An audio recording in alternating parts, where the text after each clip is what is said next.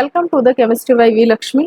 सो हम डिस्कस कर रहे थे haloalkane and haloarene discuss कर रहे थे। इसकी 3 क्लासें पहले हो चुकी है, हमने नोमेनक्लेचर तक क्लासें इसकी कर ली है। आज हम देखेंगे जो नेचर ऑफ CX बॉन्ड के बारे में आज स्टडी करेंगे। तो लेक्चर को स्टार्ट करने से पहले I request to my all viewers, please subscribe to the channel and like the video and share with your friends also.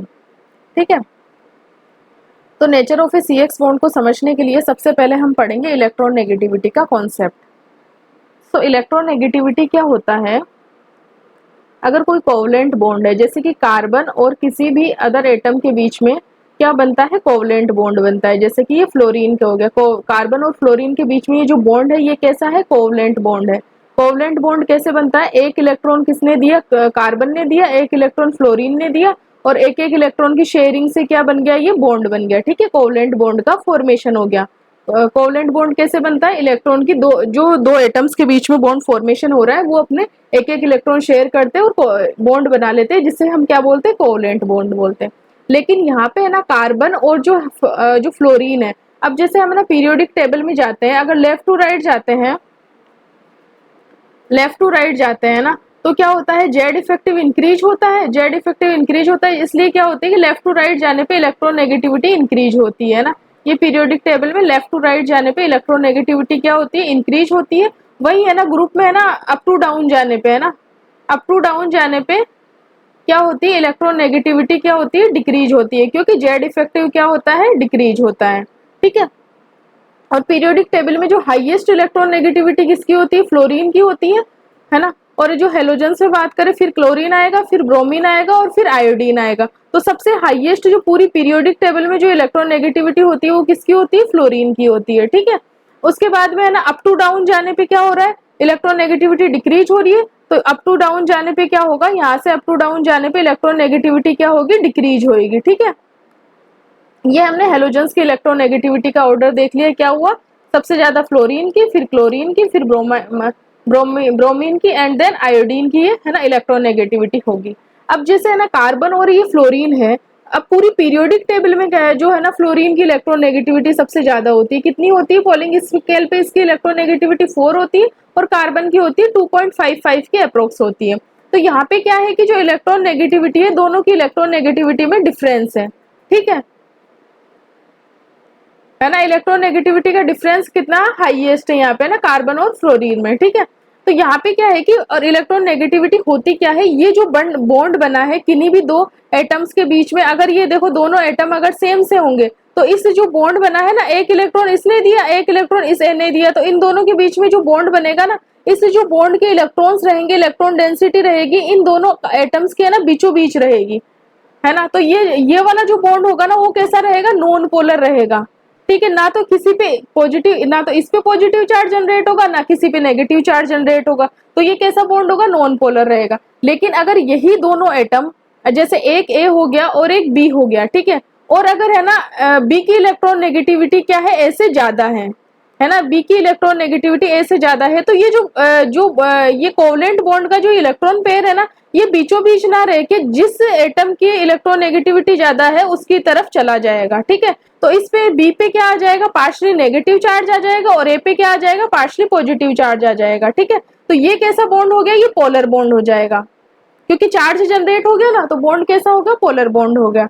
अब जैसे है ना, आप कुछ बच्चों को तो ये भी समझने में दिक्कत होती है कि इस पे इलेक्ट्रॉन जिस साइड जा रहे हैं वहां नेगेटिव चार्ज क्यों आ रहा है? पार्शली नेगेटिव है ना, और इस पे है ना पार्शली पॉजिटिव चार्ज क्यों आ रहा है? इलेक्ट्रॉन पे कौन सा चार्ज होता है?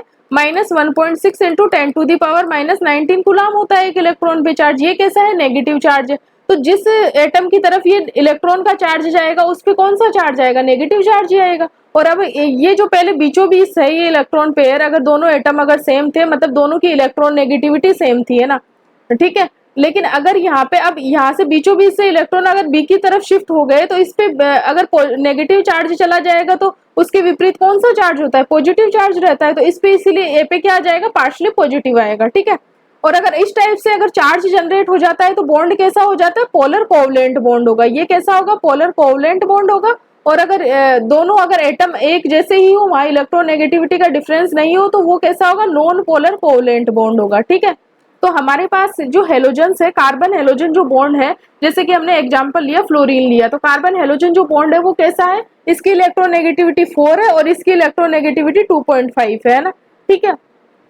तो यहाँ पे है ना जो डेल्टा ई है ना, दोनों की इलेक्ट्रोनेगेटिविटी के बीच में डिफरेंस है। तो ये जो इससे जो कोवलेंट बॉन्ड होगा ना, इसका जो इलेक्ट्रॉन पेयर होगा वो टुवर्ड्स द फ्लोरीन ज्यादा होगा। तो फ्लोरीन पे पार्शियली नेगेटिव चार्ज आएगा और कार्बन पे पार्शियली पॉजिटिव चार्ज आएगा। तो ये कार्बन फ्लोरीन बॉन्ड कैसा हो गया, पोलर कोवलेंट बॉन्ड हो गया।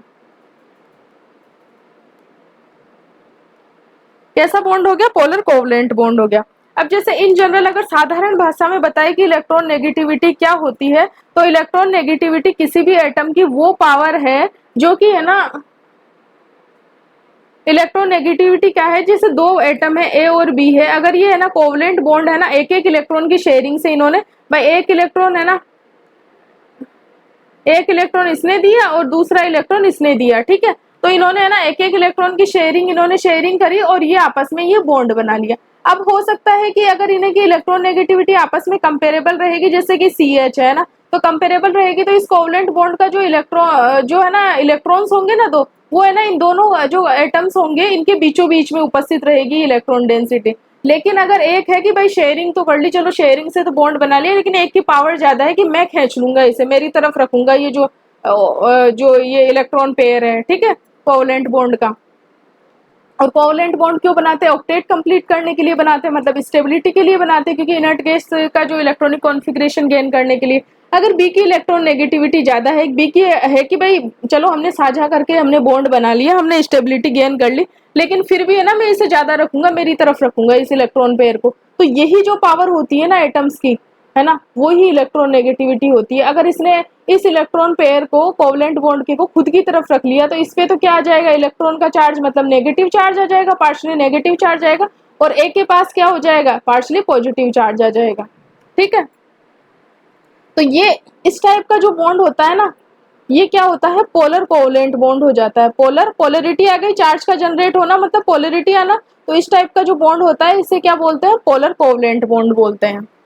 तो ये जो कार्बन और जो हमारे हेलोजन्स है इनके बीच में जो बॉन्ड रहता है वो कैसा रहता है, पोलर कोवलेंट बॉन्ड रहता है। अब जैसे है ना फ्लोरीन हो गया, क्लोरीन रखा है, halogens atoms are more electronegative than the carbon, therefore carbon halogen bond of alkyl halide is polarised हो जाता है, ठीक है। यही बात हमने डिस्कस करी थी, इलेक्ट्रोनेगेटिविटी में डिफरेंस होता है, चार्ज जनरेट हो जाता है, मतलब बॉन्ड का पोलराइज्ड होना।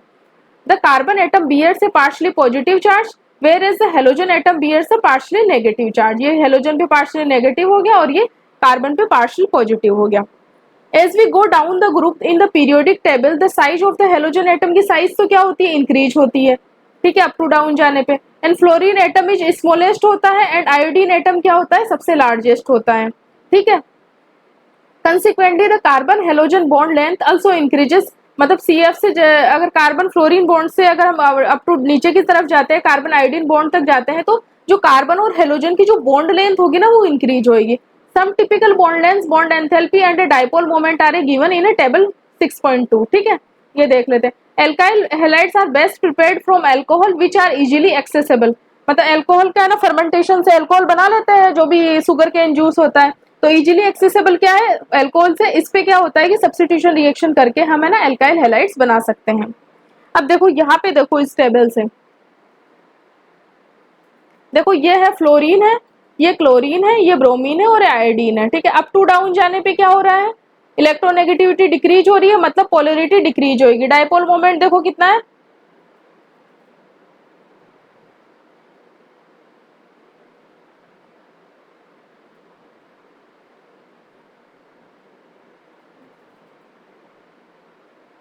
1.84 है, इधर 1.83 है, यहाँ पे 1.6 है।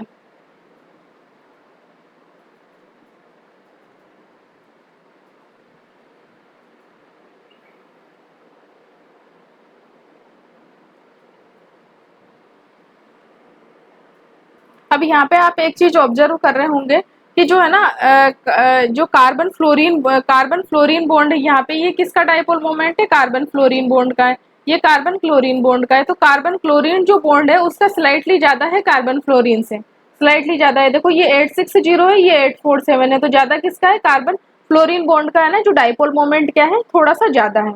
इसको अभी हम डिस्कस करेंगे, आपको एक्सप्लेन करेंगे। सबसे पहले देख लो कि बॉन्ड लेंथ है ना, एटम की साइज क्या होती है, सबसे स्मॉलेस्ट कौन सा है, फ्लोरीन है, और सबसे बड़ा कौन सा है, लार्जेस्ट कौन सा, आयोडीन है। तो अप टू डाउन जाने पे क्या होगा, बॉन्ड लेंथ देखो इंक्रीज हो रही है। यहाँ पे 139 पिकोमीटर है, यहाँ पे 178 पिकोमीटर है, यहाँ पे 193 और यहाँ पे 214 पिकोमीटर है। मतलब बॉन्ड लेंथ इंक्रीज होने पे बॉन्ड लेंथ क्या होती है, इनवर्सली प्रोपोर्शनल होती है बॉन्ड स्ट्रेंथ के, ठीक है। तो मतलब बॉन्ड स्ट्रेंथ क्या होगी, डिक्रीज होगी। तो बॉन्ड एंथैल्पी देख लो, CX बॉन्ड एंथैल्पी कितनी है, 452 है।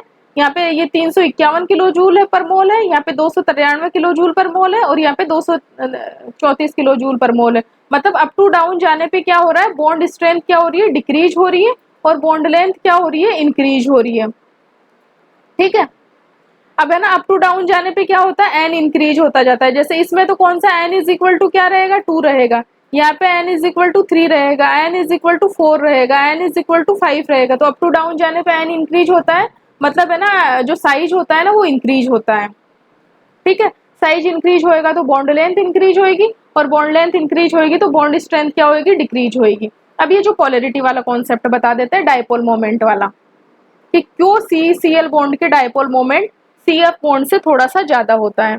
देखो जो डाइपोल मोमेंट होता है वो होता है चार्ज मल्टीप्लाइड बाय डिस्टेंस, ठीक है। अब है ना जो क्लोरीन है, जो कार्बन और जो फ्लोरीन बॉन्ड है, तो चार्ज तो है ना इस पे ज्यादा जनरेट होएगा, पार्शियली नेगेटिव, और इस पे पार्शियली पॉजिटिव। तो पार्शियली नेगेटिव चार्ज है ना फ्लोरीन पे ज्यादा जनरेट होएगा, बट इसके जो डिस्टेंस है, इसकी जो है ना साइज है ना फ्लोरीन की कम है। तो एट द एंड जो रिजल्टेंट होगा ना म्यू, म्यू जो CF बॉन्ड होगा वो क्या होगा, लेस देन होगा म्यू कार्बन क्लोरीन बॉन्ड से। डाइपोल मोमेंट है ना, क्योंकि है ना जो अगर ये जो डिस्टेंस होती है ना ये कम होती है कार्बन फ्लोरीन बॉन्ड में, है ना चार्ज के बीच में जो डिस्टेंस होती है ना वो कम होती है, ठीक है। क्योंकि फ्लोरीन का साइज क्या है, कम है। अगर साइज की बात करी जाए तो क्लोरीन का साइज ज्यादा है फ्लोरीन से, ये चीज हमें पता है। तो यहाँ पे क्या होगा, क्लोरीन के जो केस में CCl बॉन्ड के केस में क्या होएगा, जो यहाँ पे पार्शियली नेगेटिव चार्ज आएगा, ये पार्शियली पॉजिटिव चार्ज आएगा। लेकिन यहाँ पे म्यू इज इक्वल टू क्या होता है, charge separation multiplied by distance होता है। तो यहाँ पे क्लोरीन की साइज ज्यादा होने के कारण ये क्या होगा, डी है ना ज्यादा होएगा in case of A CCl bond. Mu CCl के केस में क्या होगा, क्यू तो हल्का सा कम रहेगा, लेकिन ये डी है ना ज्यादा हो जाएगा। तो डी ज्यादा होने से जो रिजल्टेंट है ना, जो डाइपोल मोमेंट होगा ना, वो CCl बॉन्ड का क्या होगा, ज्यादा होएगा than the mu CF bond से। होप सो ये चीज क्लियर हो गई है, होगी आपको। तो ये था nature of A CX bond, मतलब पोलर कोवलेंट बॉन्ड होता है। पोलर और है ना बॉन्ड लेंथ का हमने ऑर्डर देख लिया। अब बॉन्ड लेंथ में कुछ बच्चों को कंफ्यूजन रहता है, बॉन्ड लेंथ होती क्या चीज है। देखो अगर कोई एटम है, ठीक है, ये जैसे एटम हो गया, इसका ये न्यूक्लियस हो गया। न्यूक्लियस में क्या होते हैं, प्रोटॉन प्लस न्यूट्रॉन रहते हैं। फिर इसके बाद में एक कक्षा रहती है जिसमें ना ये n is equal to 1 level रहेगा, n is equal to 1 level रहेगा, मतलब यहाँ पे इलेक्ट्रॉन रहेंगे, है ना। तो यहाँ पे कितने इलेक्ट्रॉन रह सकते हैं, मैक्सिमम 2 इलेक्ट्रॉन रह सकते हैं 1s2 ऑर्बिटल में। फिर n is equal to 2 level आएगा, ठीक है। तो यहाँ पे कितने इलेक्ट्रॉन रहेंगे, 2s2 रहेंगे, और 2p6 रह सकते हैं मैक्सिमम। लेकिन हमारे पास तो कितने रहेंगे, 2p5 रहेंगे, है ना फ्लोरीन के केस में। तो ये जो न्यूक्लियस और जहां तक ये इलेक्ट्रॉन डेंसिटी पाई जाती है ना, ये वाली जो ये जो डिस्टेंस होता है ना, इसे ही हम क्या बोलते हैं, एटॉमिक साइज बोलते हैं। इसे ही हम क्या बोलते हैं, एटॉमिक साइज बोलते हैं। अब जैसे आयोडीन के केस में है, तो आयोडीन के केस में क्या हो जाएगा, ये न्यूक्लियस हो गया, ये one n is equal to 1 level रह गया, फिर n is equal to 2 level रहेगा, फिर n is equal to 3 level रहेगा, ठीक है। फिर n is equal to 4 level आएगा, फिर n is equal to 5 level आएगा, ठीक है। तो जैसे फर्स्ट लेवल में 1s2 इलेक्ट्रॉन होगा, फिर 2s2 2p6 इलेक्ट्रॉन आ जाएंगे, फिर 3s2 3p6 3d10 इलेक्ट्रॉन आ जाएंगे, फिर उसके बाद में 4s2 4p6 4d10। भाई जो आयोडीन का इलेक्ट्रॉनिक वो जो एटॉमिक नंबर कितना होता है, कौन से के बाद में आएगी ये, xenon argon krypton, sorry neon not xenon है, जिनोन तो 54 पे आता है ना।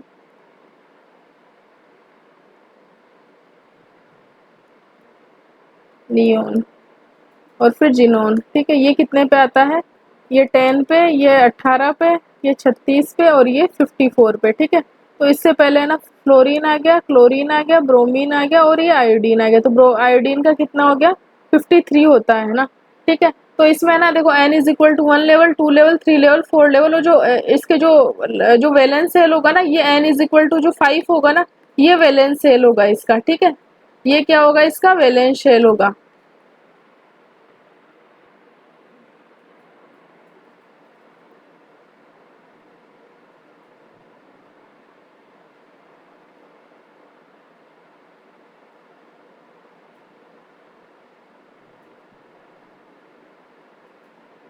फिर यहाँ पे देखो 5s2 और यहाँ पे 5p5 है ना, ये इसका वैलेंशियल होगा। अगर इलेक्ट्रॉन काउंट करें तो देखो 2 और 8, 8 10, 10 और 20, 20 और 3p6 है ना, 10, 20, 20 और 28, ठीक है, 28 और 30, 30 और 40, 40, 46, 47, 48, 49, 50, 51, 52, 53 है ना, ठीक है। तो यहाँ पे देखो अब ये न्यूक्लियस है और यहाँ तक इलेक्ट्रॉन डेंसिटी पाए जाने की प्रोबेबिलिटी है ना, यहाँ तक इलेक्ट्रॉन डेंसिटी पाई जा रही है। अब ये देखो फ्लोरीन बेचारा इतना सा रह गया था, ये फ्लोरीन इतना सा रह गया था, 2 ही लेवल थे, n इज इक्वल टू, है ना। समझ में आ गया n इंक्रीज होने से कैसे साइज इंक्रीज होता है ना। अब ये देखो इतना डिस्टेंस हो गया तो एटॉमिक साइज किसका ज्यादा हो गया? एटॉमिक साइज है ना, एटॉमिक साइज क्या है इसका? इतना एटॉमिक साइज है। न्यूक्लियस से जहां तक इलेक्ट्रॉन के पाए जाने की जो प्रोबेबिलिटी रहती है ना, वही क्या होता है? एटॉमिक का, एटम का साइज होता है। तो देखो ये इतनी दूरी तक है ये। और ये देखो फ्लोरीन में तो क्या ये शुरू होते ही यही खत्म हो गया था। n is equal to 2 level ही थे, यहाँ पे n is equal to 5 level है ना, वैलेंस शेल है, ठीक है। तो एटॉमिक साइज ज्यादा है ना, समझ में आ गया कि वो साइज कैसे ज्यादा होता है, एटॉमिक साइज। अब देखो अगर ये कार्बन है, ठीक है, अगर कार्बन के साथ एक तो ये फ्लोरीन बॉन्ड बनाएगा, ठीक है, ये इतना सा फ्लोरीन है, तो यहाँ पे देखो इसकी कितनी सी बॉन्ड लेंथ होगी? छोटी सी होगी भाई, दोनों का साइज ही छोटा छोटा है। अगर वही कार्बन की अगर है ना आयोडीन अगर बॉन्ड बनाता है, कार्बन तो चलो छोटा हो गया, लेकिन ये आयोडीन तो इतना बड़ा है, इतना बड़ा आयोडीन है। तो ये जो इनके बीच में जो बॉन्ड बॉन्ड बनेगा, ये जो बॉन्ड लेंथ होगी भाई, जैसे ये एटम हो गया और ये एटम हो गया, है ना, ठीक है, इनके बीच में कोवलेंट बॉन्ड बना। ये जो डिस्टेंस होती है ना दोनों की न्यूक्लियस के बीच की, ये क्या कहलाती है? बॉन्ड लेंथ कहलाती है। ये क्या कहलाती है? बॉन्ड लेंथ कहलाती है। अब देखो ये इतनी दूरी है, यहाँ पे ये वैलेंस शेल के इलेक्ट्रॉन है ना आपस में शेयरिंग करके बॉन्ड बनाएंगे, ये वाला, ठीक है, ये वाला। तो ये इतनी दूरी हो गई, तो बॉन्ड लेंथ ऑटोमेटिकली किसकी ज्यादा हो जाएगी? Ci की ज्यादा हो जाएगी। तो ये बॉन्ड लेंथ का ऑर्डर क्या हो जाएगा? CCl और CBr, ठीक है। एक कॉन्सेप्ट आपने देखा था कि म्यू की बात करी थी हमने, म्यू इज इक्वल टू क्या होता है? Charge separation multiplied by distance, ठीक है। अब देखो CF का तो हमने देख लिया साइज कितना सा है। अगर क्लोरीन के केस में देखेंगे तो ये न्यूक्लियस हो गया, फिर n इज इक्वल टू 1 हो गया, फिर n is equal to 2 level हो गया, फिर n इज इक्वल टू क्या हो गया? 3 लेवल हो गया। अब देखो जहां फ्लोरीन में है ना डिस्टेंस कितना सा था, ये देखो फ्लोरीन का n is equal to 2 level ही है ना, वैलेंस सेल है। अब देखो यहाँ पे तो ना इस जो चार्ज सेपरेशन का जो डिस्टेंस था ना वो कम था, क्योंकि इसका साइज कम है ना। और देखो क्लोरीन का साइज है ना फ्लोरीन के कंपेरेटिव में इतना बड़ा है, तो यहाँ पे क्या होता है कि क्लोरीन के केस में है ना ये डी है ना इंक्रीज हो जाता है। जितना है ना डी ज्यादा इंक्रीज हो जाता है कंपेरेटिवली क्यू जितना कम होता है, क्योंकि क्यू तो है ना चार्ज सेपरेशन तो फ्लोरीन में ही ज्यादा रहेगा, ज्यादा, क्योंकि फ्लोरीन की इलेक्ट्रोनेगेटिविटी ज्यादा है। लेकिन ये थोड़ा सा कम होता है, लेकिन कंपेरेटिव में है ना डी बहुत ज्यादा बढ़ जाता है। तो इनका दोनों का जो प्रोडक्ट है मल्टीपल है ना, वो क्या होता है? म्यू CCl की कंडीशन में क्या हो जाता है? ज्यादा हो जाता है म्यू कार्बन फ्लोरीन बॉन्ड के।